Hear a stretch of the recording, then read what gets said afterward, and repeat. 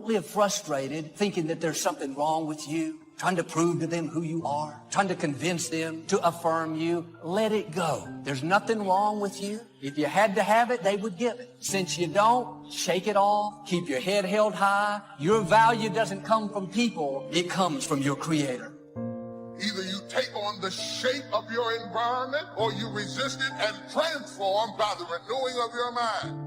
Everything you've ever changed about your life started in your head. It started in your head. It started in your mind. It started with a decision. It all starts in your mind. What we think is the best, many times, is far less than what God has in mind. You haven't seen your best days. You may feel stuck. Doors have closed. That all happened for a reason. The best part of your life is not behind you. The best part of your life is the next part of your life. You wouldn't be discouraged over that door that closed if you knew what God was about to open. You haven't seen or imagined what God has in store. Many people give up on the 1 yard line. See, life is not just that simple. It's not that cut and dry. And that's why most people never realize their personal greatness, because they're casual about life. And when you're casual about life, you will end up a casualty. You can't get out of something that you're not willing to put into it. You have to put your everything, your mind, your energy, your effort, your discipline. Nothing is going to jump out the fire if you don't throw something in there. It's not going to happen. It's a commitment. It's not a feeling. You do it because you're supposed to. Try your best to trust God. Trust God's timing. And when He is sending you bold signs and wonders, use those as confirmation. When God is trying to steer you in a particular direction, it's like little pieces of popcorn down a hole. And at some point, you're going to get to that whole bucket. Love yourself. Make caring for you the highest priority in your life. Look out for what truly satisfies you. We're not taught to look out for ourselves. We're not taught to take care of ourselves, to become sensitive to our wants, our desires. So make a conscious effort. Make you number one priority. Your health is more important than your family and any and everybody. Because if you don't have your health, you can't serve anybody. Don't neglect yourself. Greatness takes tremendous focus. It takes decisions that you make, and you can't always have everybody approving of what you know you're supposed to do. And the sooner you understand that, the sooner you'll do great in life. You cannot have the approval of everyone and be great. You're always going to live your life at the lowest common denominator of your friends if you don't watch it. When you receive the message, when you receive the confirmations that these people that are around you are sucking you dry. So how could you have any love left inside of your heart to take care of your kids or your family when you got these people around you that are sucking you dry? I got nothing left. I'm going down. I'm melting. I'm melting. So feeling safe and feeling secure is very important to me, and I think it's very important to every single person. I think that God created us to feel safe, secure, confident, and bold. Your soul maybe has it blocked, but God did not create you for fear and worry and insecurity and a lack of confidence and extreme shyness and extreme timidity. You will become whatever you cultivate. Whatever you feed, that's what's going to grow in your life. I'm saved, but I got to change my diet. I'm saved, but I got to change who influences me, who speaks into my life, who feeds my mind, who determines what looks good on me, who determines what I can do and who I am. What's wrong with you is all those people who knew you win. Because if they knew you win, they'll hold you to back then. I gotta go. Too many people looking for identity and value, and they're looking for it in all the wrong places. They look for it in what they do, who they know, what they own, what they look like. And I think that we need to do our best to look as good as we can. All I can say is take what God's given you and do the best you can with it. But don't be comparing yourself with somebody else. I become confident when I get the right view of other people and I get the right view of myself. It's amazing, right? You ever notice that arrogance requires advertising? But confidence speaks for itself. In fact, insecurity, cynicism, and arrogance, they're all loud. But confidence doesn't even have to speak, because confidence isn't based on your words. Confidence is an action. It's an ability to step into the moment and say, I'm not backing down. I'm not quitting. I got my confidence back and I can fulfill. Your tongue is the rudder for your life. It's determining the direction. Next time you're tempted to say something negative about yourself, your future, your finances, zip it up. Don't steer yourself toward defeat. Say not, you're too young. Say not, you can't accomplish your dreams. God wouldn't have given them to you if you weren't well able. Why are you living a life to impress them? Why are you placing value on what they think? Doing all these things to impress them. Why? I'll tell you something right now, man. You need to place value on the people who love you at your worst. Because those are the people who deserve to be there when you're at your best. If you don't heal from emotional wounds, you will bleed on people that had nothing to do with it. How many people are living wounded over how they were raised, a friend that walked away? Instead of letting it go, they replay it in their mind. They wonder why they don't have good relationships. It's because they haven't healed. They're living out of a wounded place. Isn't it amazing how one bad relationship can ruin all of your other relationships? If we're really being honest tonight, most of the pain in our life, it comes from relationship pain. Some of the hardest things for us to get over, they're attached to people. Despise not the day of small beginnings. And so many people say, when I get a big break, when a big door opens, when somebody notices me, but that is not the key to success. The key to success is to start where you are, right where you are, not when things get better, but start where you are. The only thing worse than one who is inconsistent in applying their self-imposed disciplines is one who has never considered the need or the value of discipline at all, changing loyalties and shifting frequently from one commitment to another, leaving behind a trail of broken friendships and unfulfilled promises, all because of a discipline that was either non-existent or imposed so infrequently that it was ineffective.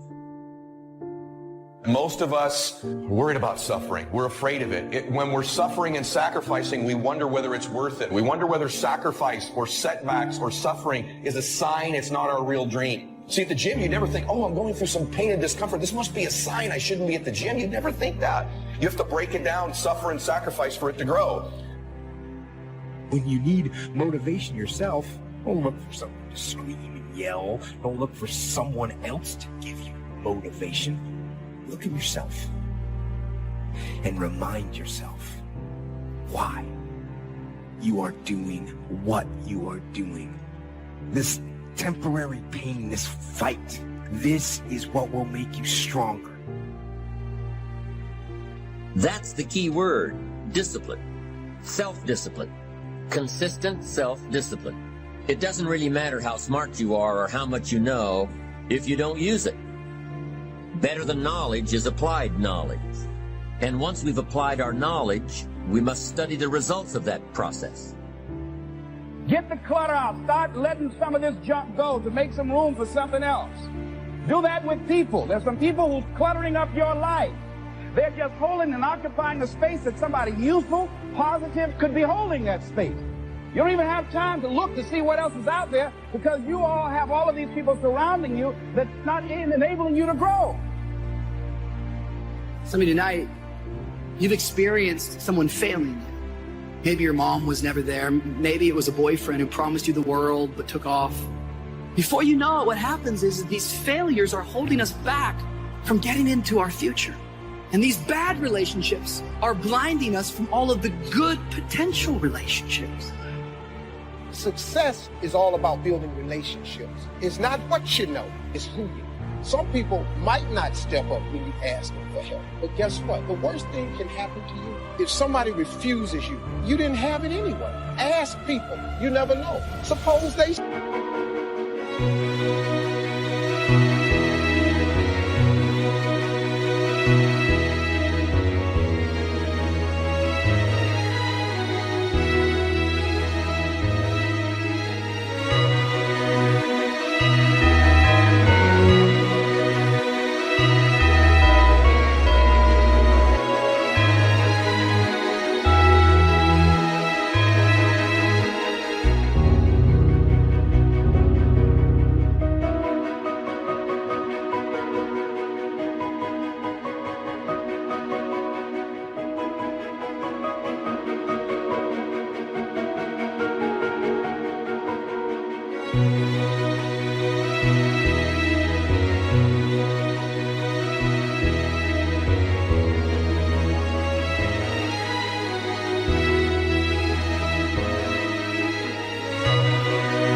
yes, that could be the turning factor.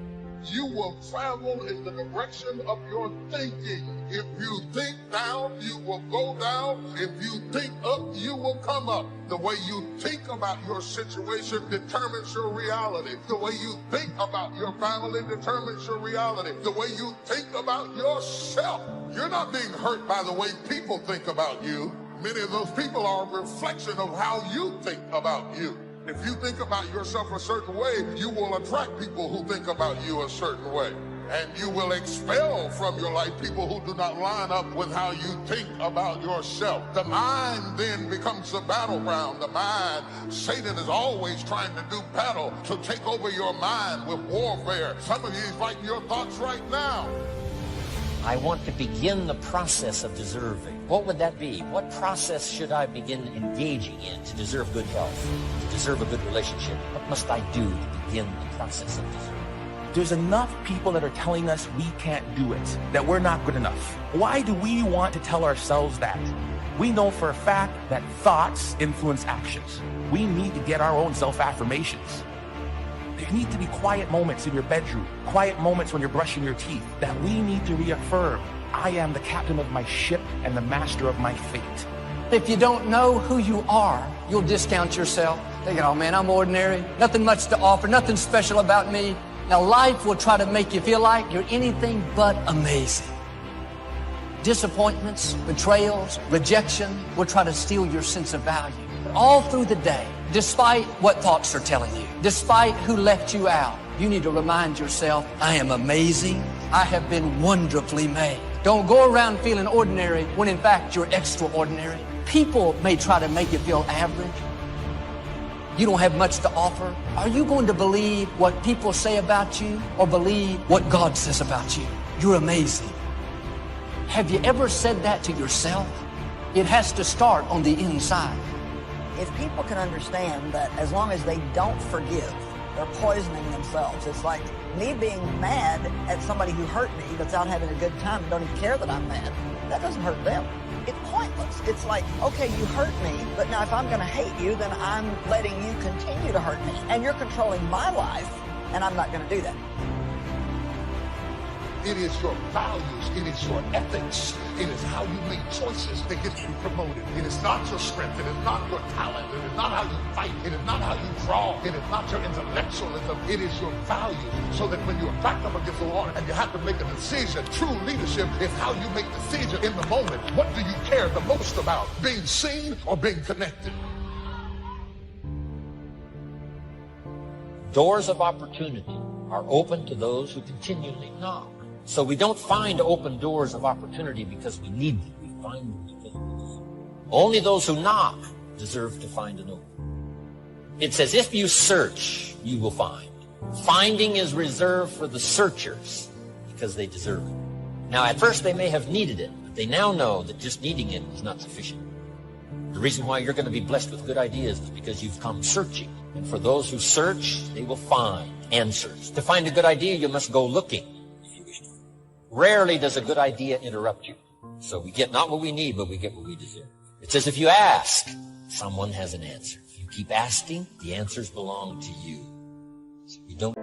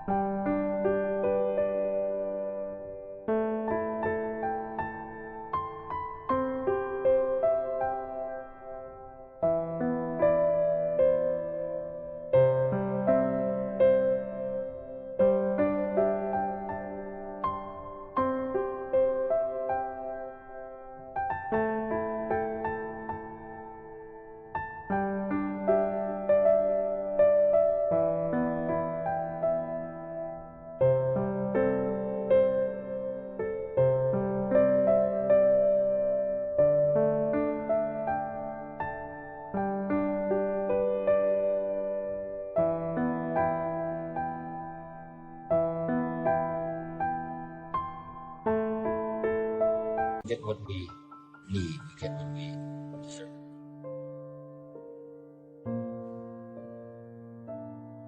Living in mourning is going to keep the new doors from opening.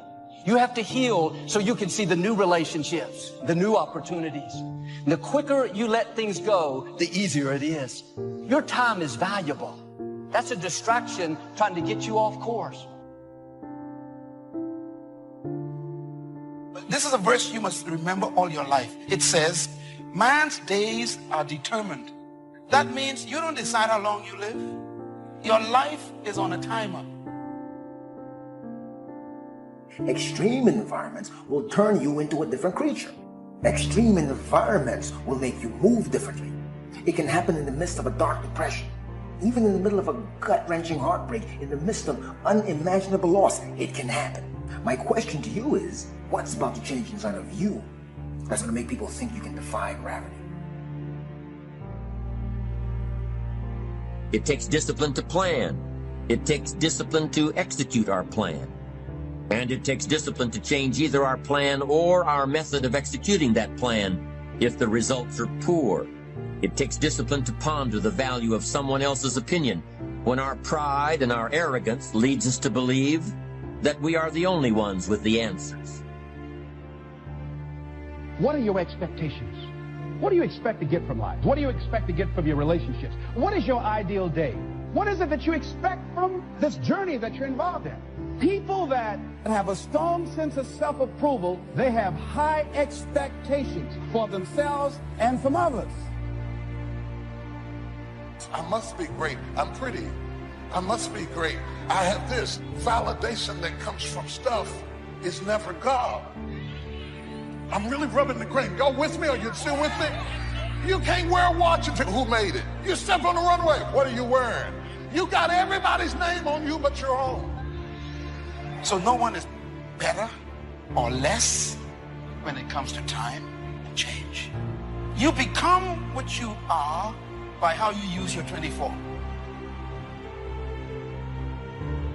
You have no idea how strong you are. You're not in this thing, life, by yourself. But one of the things that I know about this thing called life, recognize what had happened, the role that I played in it, I had to keep it moving.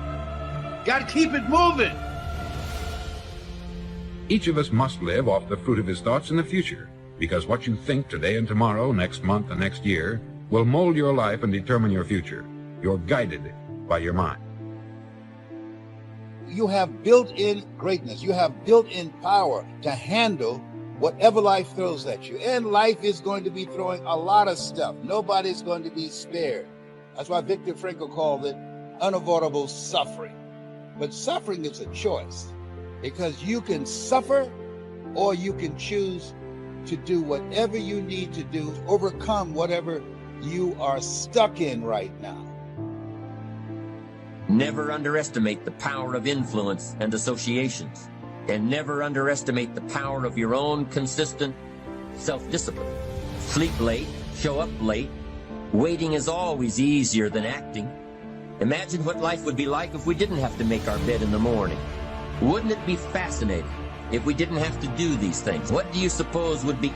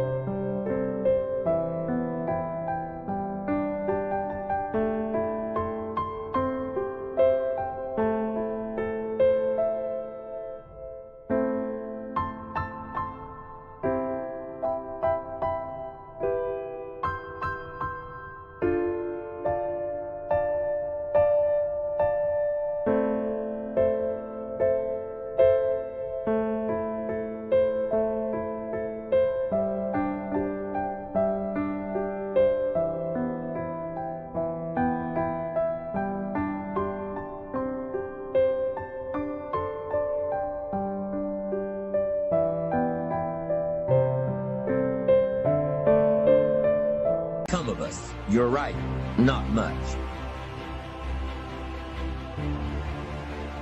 One of the great distractions of chasing our dreams is this thing that goes off in our head as we're negotiating the price we're paying. Is it getting too high? Is it too much? And you'll have people in your ear, it's too big a sacrifice. You're going through too much. It distracts all your focus. You can't be executing and negotiating simultaneously.